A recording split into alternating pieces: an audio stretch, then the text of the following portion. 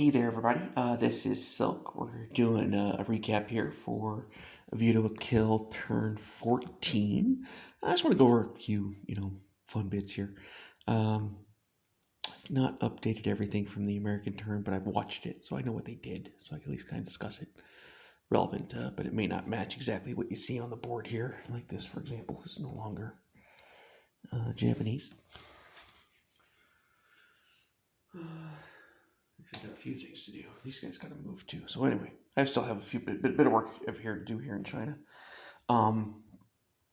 So the important part here. Let's talk about this little mess here. So, kind of as expected, Japan came in and crushed that British fleet that was in P50. Really kind of tried to make enough of a thorn in the side of Japan that it was kind of his one good window to go after it. He had plenty of stuff from all over. They could get it. I was hoping for one or two hits off of my light cruisers. I got two. That was amazing to get the two tacticals. I knew I was going to lose. He just had too much power. But we gave a pretty good fight. His dice were a little bit under. My dice were pretty much more or less average, which you kind of saw with the fact that he took a little extra couple hits once we were done. But anyway, overall, though, it was kind of expected results. The Japanese lost a lot of their chaff units, but sent the entire British fleet off the bottom, which is a great win for them as far as that goes. The part, though, is that it enabled the FEC and the British to combine this army here. And having done that and then bombed this port, which he kicked his ships out. But now, this is going to be a real dicey situation for Bruce to figure out here. I'll be curious to see what he does as response to me. This is that cat and mouse kind of thing that I was telling you all about earlier, where we're kind of doing just moves and counter moves as we dance around. I've got 16 units here. He only has 6. That's a 10-unit advantage to my side. He could bring more down, and he could certainly fly his planes down. But I've got 8 fighters and a medium bomber. I got 9 planes. He can bring 10 down, I think. Maybe it's 11. But I have 9 planes. I can more or less go toe-to-toe with him on planes. And I have more ground units. I've got 2 AAA here. That fight could be an utter disaster. It could be a Pyrrhic victory. Or it could be an amazing win for him, kind of thing. The disaster is I just wipe it out, kill everything, and take it with, 6 units. Then he has no air force, and just everything will just cascade down against him. The Pyrrhic victory is that maybe I lose, but I retreat with 2 or 3 planes, and he has 3 or 4 planes left. The downside there is that at that point the planes or fighters are currently most of what his offense is for his naval engagements. Again, his kind of chaff units are gone. He still has the 5 destroyers, but it's only 5 destroyers. If you look at what the American fleet's going to have in a turn once those submarines and destroyers all get there, he needs dice, to deal with that.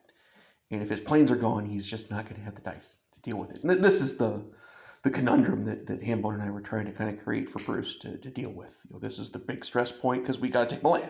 As I kind of said earlier when we talked about the points discussion, the Allies got to take Malta, they got to take Malaya.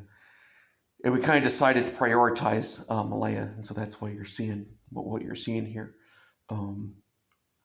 So watch this, see what he does. He may reinforce it and just try to hold on. But the fact that they have Malta makes me think that's less likely. Because we got to win both. Winning Malaya doesn't do us any good if we don't also take Malta. He might just leave. He's got the transports. You may just see where he just pulls his guys out and lets me have it. Which I kind of count as a win, but at great cost, right? I sacrificed my British fleet. I put a bunch of planes out of position. I did all these other things, So it's not free for me that I take this if he leaves. But you might see him do that. You might see him do a little bit of a half and half where he brings some units down but doesn't risk his planes. But keep an eye on it. The other fun part is by bombing that port, his damaged units, those 2 carriers in that battleship, are not going to get to repair this turn. So likely they're going to go up here and get repaired in the home island, which will also give us a little bit of breathing room because we don't have to deal with that unit for not only this turn but next turn while they're busy repairing. So that's going to give us a little bit of breath. KMT just kind of got a little bit bigger. Nothing real key there. They were able to free up Hong Kong, of course. No big deal. Kind of a given. That's what you get to do. Kind of almost for free once you get Kwangtung. This just holding Hong Kong becomes impossible for the Chinese, or for the Japanese, I'm sorry. So a little extra free money.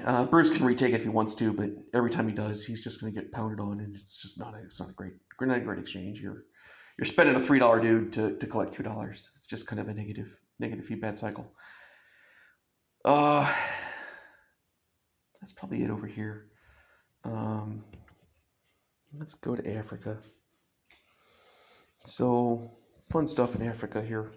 The Italians, went for it. They came out and came into Tanganyika, somewhat as expected. That's why the French kind of have accumulated the way they are. I kind of set a trap here for Panzer J, kind of expecting that these guys would go here. So I'm either going to look really smart or really dumb next turn. Either this is going to work or it's not. We'll see. But I think I got this army to go away here between the British and the French. So we'll see what happens. Up here, poor Hambone. Oh my God. Tries to kill that transport that I could have killed with the French if I was thinking about it, and I didn't. And 1, 2, 3, yeah. And I just bad. That thing's gonna cause us a whole lot of pain. I gotta add those 2 dudes too. I've not updated the Italian turn. I gotta add those on there.